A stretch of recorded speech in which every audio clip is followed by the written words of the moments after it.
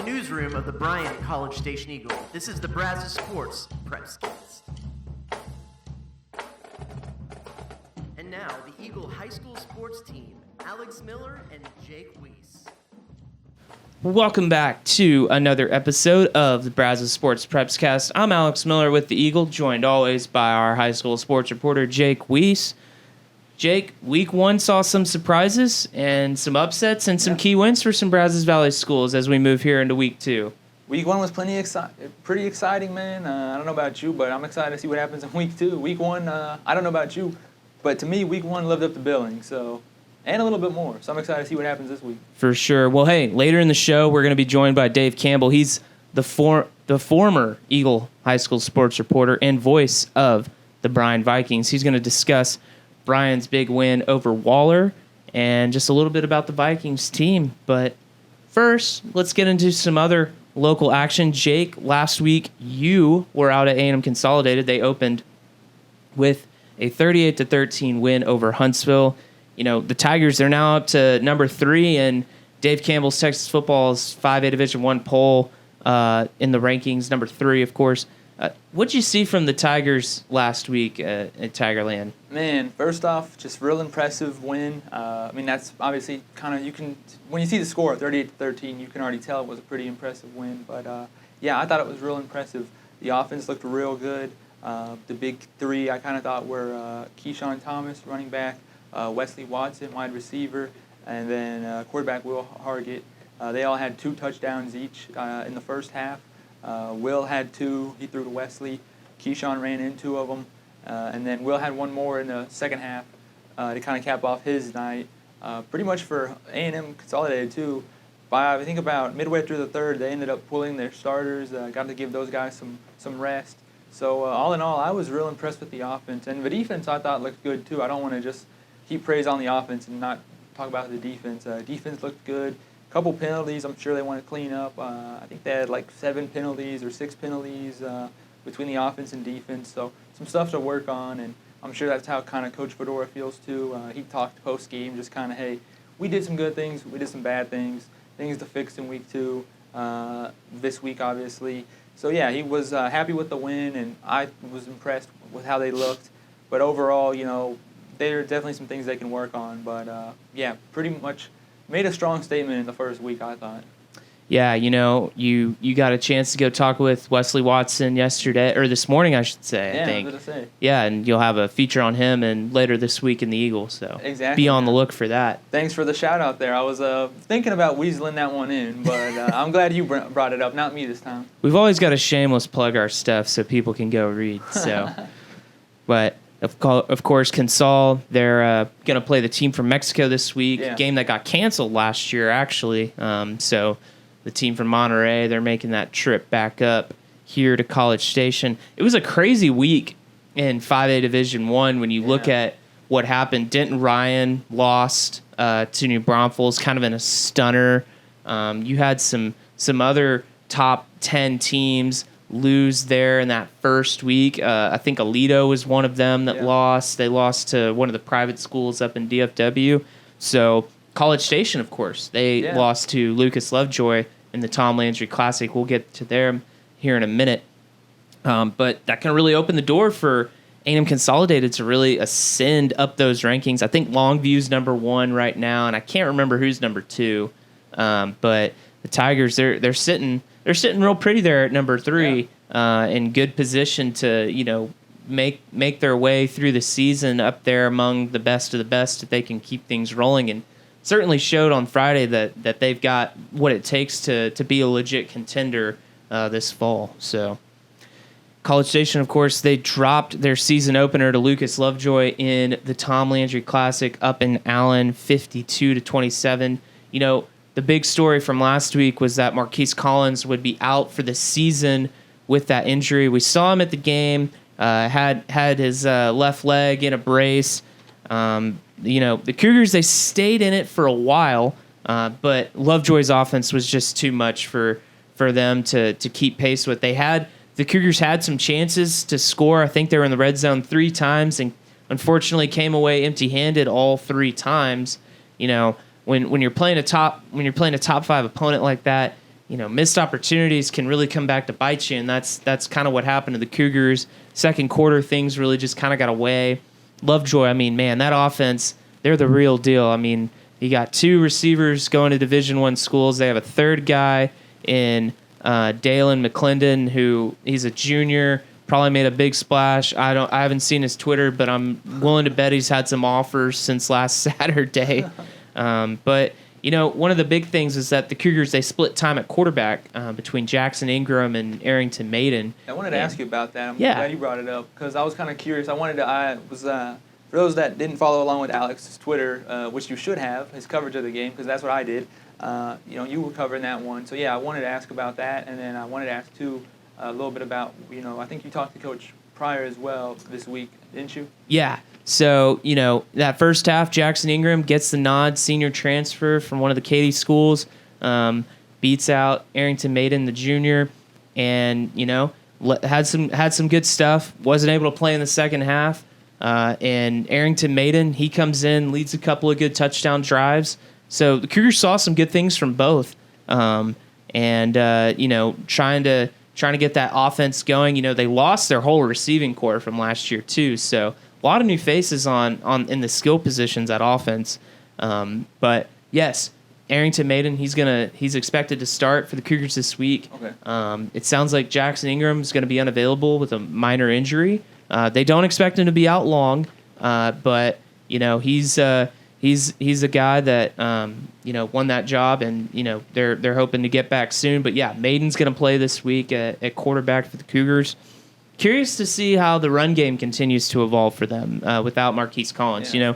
Anthony Trevino, he's pretty small, but ran the ball pretty well. Had almost 100 yards on the ground. Aiden Martinez-Brown, he's a guy that came in that second half, kind of got things going for them late, had a good couple runs in the fourth quarter. It'll take some time, I think, but I think this Cougar offense will start to find its way. But they're gonna have a couple of really good opponents these next 2 weeks again, with Nolan Catholic, one of the top private schools in TAPS, and Temple on the horizon. Of course, a powerhouse up in 6A. So be sure to keep an eye on the Cougars there. Willis, they beat Rudder 73-14. Just a tough night for the Rangers. Willis, they got a 5-star quarterback, DJ Lagway. He's being recruited by A&M and a bunch of other schools. He threw for 6 touchdowns, and I think Rudder coach Eric Izar told our reporter Travis Brown that Lagway is all that's advertised. So, the Rangers are coming back home this week to face Salado. Home opener. That's going to be a tough challenge, too, because Salado, they've got a good team, and they've got a great coach. Tom Westerberg, who coached Kyler Murray up at Allen High, went down to Barbers Hill. Now he's over in Salado. So, that's going to be another good challenge for the Rangers this week. Yeah, I'm excited to see what they can do. Yeah. Well, you got to talk with Coach Adams, I think, we made note of it in your column. They beat BV Chia, and he got his 100th win this week. Yeah, I was I'm happy for him. Congrats to Coach Adams. Yeah, congrats, Coach, on getting your 100th win. The Rams kicked off the season with a 59-38 win over BV Chia. Great event out there. They always have that Allen showcase, the 6-man showcase, bringing in teams. They play Thursday, Friday, Saturday. So, 6-man sometimes maybe gets overlooked, but they get some really good games together in that thing. So, that like to see that continuing to happen. So, and hey, we had a couple upsets in 4A with a couple Brazos Valley schools, Navasota and Madisonville. Jake, what did Coach Dacus and Coach Urbanky had to say about those upset wins? Yeah, so I'll start with Coach Dacus. His big thing, I asked both coaches just kind of point blank. First question was basically just, hey, what was it about this? What helped you pull off these upsets? And both of them was just, hey, it was physical football. And I think both of them expect that again this week. Coach Dacus was like, hey, we mastered the physicality. We knew going in, the opponent was going to run the swing T formation. We got to be physical. And, his defense stepped up and did that against Navarro. They won 42-14. It was a strong defensive showing. Offense looked good, too. They had 2 strong running back performances from DeAndre Scott. I think he had 3 or 4 touchdowns. I believe he also won a our offensive player of the week as Right. well. So shout out to him. So yeah, they ran the ball really well. Just really impressive performance on the ground, and then the defense did its job. He was impressed overall. On the other side for Madisonville, they shut out Dieball. I think they were also 42-0 or somewhere around. Yeah, there. it's 42-0. Skunked them. 42-0, yeah. And once again, same thing. Coach said, hey, Coach Urbanky was like, I asked him the same kind of questions. Hey, physicality was one thing, but the other thing for him was, hey, we like embracing that underdog. He's like, our team likes doing that, and the guys did that. He had a funny line when I talked to him. He was like, yeah, every time I looked up, coming out of the pile, it was just a pile of white shirts. Our guys were just flying everywhere to the ball. So, yeah, I mean, they blanked them 42-0. He was real impressed with the defense, and, yeah, they're both. I think this game's going to just be a defensive slugfest. It's going to be one on the ground. So I'm excited to see what happens this week. Well, that leads us perfectly into our next segment, 3 games to watch, and number 1 is Navasota at Madisonville. They're going to get to face each other this week. How about that? Jake, what should fans be expecting from this one Friday night at 7 o'clock over in Madisonville? Ooh, man, you're putting me on the spot there. I don't have to give a score prediction, do I? No. Okay, good. I was about to say, I'm like, I already felt That's a tough one to pick. Yeah, I was about to say, I already didn't do so well in my picks this week, so I'm a little nervous there when you asked, because I don't want to be put on the spot like that again after last week's showing. But no, yeah, I think it's going to be a physical game, smash mouth football. Both teams are going to try to win on the ground. Yeah, I mean, shoot, I really can't pick a winner out of this one. I think Madisonville being at home, I believe last game was on the road, so it's going to be their home opener. They're excited about that. Yeah, it's just going to be a good game. I mean, I really am excited to see who comes out on top in that one. Yeah, number 2 on our 3 games to watch, College Station. They're hosting Nolan Catholic in their home opener Friday at 7 o'clock. The big question is, how are the Cougars going to respond? How do they build off of that loss to Lucas Lovejoy? After the game last week, Coach Pryor told me, and Scott Clendenin does the radio for the Cougars, they say that the biggest improvements come between your last scrimmage and your first game, and the first game and the second game. So, another great opponent for the Cougars this week, Nolan Catholic up in Fort Worth. They're one of the top Division I TAP schools in the state. This is a big test again for them. And so, got a feature coming on Harrison Robinson. He's moved from linebacker to safety for the Cougars. And, that defense, they're eager to get that point total down this week. Gonna be a good test for them. And then number 3, down at the 2A level, we got a top 5 showdown. It's Centerville at Crawford, Friday at 7 p.m. 7:30 p.m. Excuse me. Top 5 showdown in 2A Division I. Centerville's number 4. Crawford is number 5. This is a certified banger alert right here. This is the kind of game, Jake, I think Centerville needs to have that experience for down the road when they're getting down into the nitty-gritty of the playoffs, getting into that 4th, maybe even 5th round when they're in those big playoff games. Of course, Centerville, they're in that really tough Region 3, probably going to have to go through a Timpson or a Beckville to get through that region, and playing probably one of the favorites in Region 2 at that 2A1 level. That's, especially on the road, that's going to be a big test for them over in McClendon County, excuse me. And it'll be a good one too, because right. They're in a new district this year, so they need a game like this to get them ready for district play. Yeah. Well, we got one bonus game because 3 just wasn't enough, and honestly, we could add a couple more too if we really wanted. But Hearn versus Burton, Friday at 7:30, down over there at Woodfield and Hearn. If you want speed and athleticism, this is the game for you. Okay. Burton looking to clean a little bit up on offense.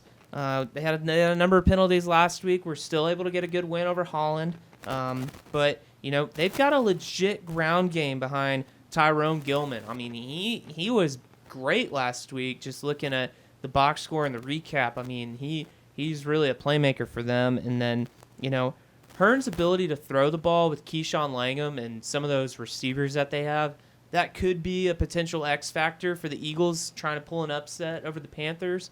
So, this is going to be a great game.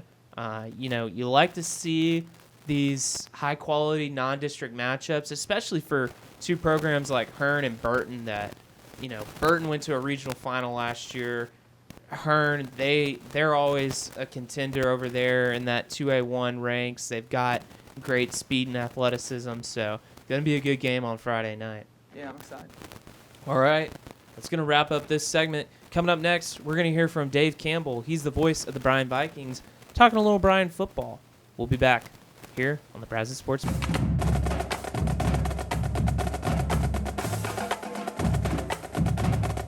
Brazos Sports Prepscast. I'm Alex Miller. We're joined now by Dave Campbell, former Eagle sports writer and current voice of the Bryan Vikings football team. It's great to see you. Thanks for stopping in today with us. Good to be back. Fun to be back at the Eagle again. Yeah.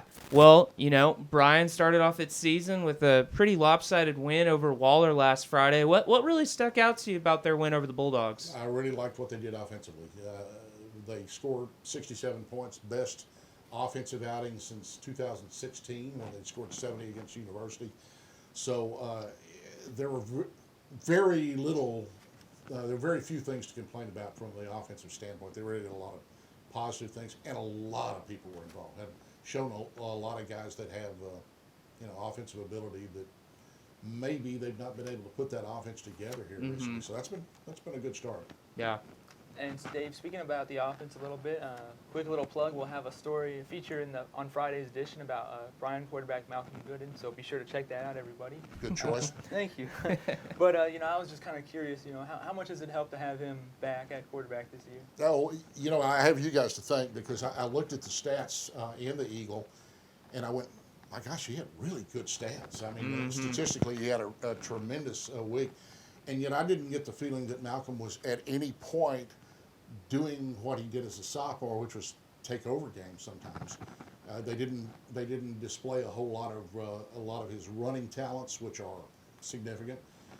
Assuming the leg's okay, but he incorporated everybody. Everybody was involved in what they did offensively under very little pressure. The offensive line was very good.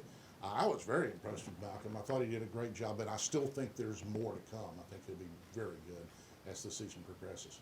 Another guy that really flashed on Friday was Terrence Lewis, not only on offense but in special teams. What kind of player does he bring to the table for the Vikings? Well, I was surprised. I knew Terrence was good. I saw him in the scrimmage against A&M Consolidated, and I had not seen him prior to that time. That punt return, which was 76 yards, with all due respect to the return guys on that deal, a lot of that was Terrence Lewis making a great run. It was a spectacular run. Worked his way down the sideline, ran through some traffic, and then he's fast. So, and then he continued to do it. I think he had his first two touches in the game had 156 yards of total yards. That's not bad. First couple times out. Not at all. And I know you talked with Coach Tullis a little bit today. What did he kind of say heading into week 2 that he wants the team to improve on? We want them to improve on defense. He felt like there were some breakdown special teams. And he also he talked a lot about the penalties. They felt like they got way too many penalties first game of the season. And all these things are, correctable errors. They're the kind of thing that you want to go have. Coaches love games like that when you win 67-21, and yet they still have things to work on. And that's what he's doing here. And so I think those are the kind of things. He talked about some of the kickoff problems that they had that they're trying to correct this week. Spent a lot of time working on that in week 2. Well, Huntsville, typically a pretty strong program, got beat by A&M Consolidated last week, of course. What would a win over the Hornets do for Bryan as they continue to march into non-district play? I think it's really important that they get some kind of momentum like that because it's going to be a competitive district. I think it would help a lot. And, I actually asked him about having just scrimmaged A&M Consolidated, so they kind of all three sort of mesh together in what they're doing. And I thought that would be interesting. He said, "Nah, we don't think about scrimmages much." He says, "They didn't tell us much." He talked about the speed that they had. Coach Waldy, who's their offensive coordinator, talked about the speed from Huntsville. Huntsville threw the ball a lot, not because they wanted to. A&M Consolidated got them in a hole, but they threw the ball a lot last week, but they didn't run the ball at all. So in the scrimmage against Lufkin, though, they did run. So Bryan's kind of expecting to see a little more running they saw from Huntsville against Consol. And first road trip, and you're coming off a big win. So a couple of factors that kind of come into play. For sure. And then, before we let you go, obviously the game will be in Huntsville. So where can fans listen to the game on the radio? Well, hopefully you listen to it on 1150 AM KZNE or on 93.7 FM, which is also KZNE, and you can go to radioaggieland.com, brazosfootball.com. There's a lot of places to follow it, but we'd rather have you there. So come over to Sam Houston and check out that game. Yeah, it's pretty cool getting to play over there at Bowers Stadium. I mean, it's a bigger stadium, obviously, Division I program now, Sam Houston, and then they're coming to make the trip to Cal Field on Saturday. Yeah, nice exchange program we've got working at College Station. So we go over there on Friday night, and then Sam Houston will be over here to play the Aggies on Saturday. All right. Well, Dave, thanks for giving us a few minutes every day. Appreciate it. My pleasure. All right. Hey, that's going to do it for this week's episode of the Brazos Sports Prepscast. Be sure to like and subscribe to our podcast on Apple Podcasts and Spotify. Be sure to check theeagle.com for all of our high school football coverage here in the Brazos Valley. We'll see you next week.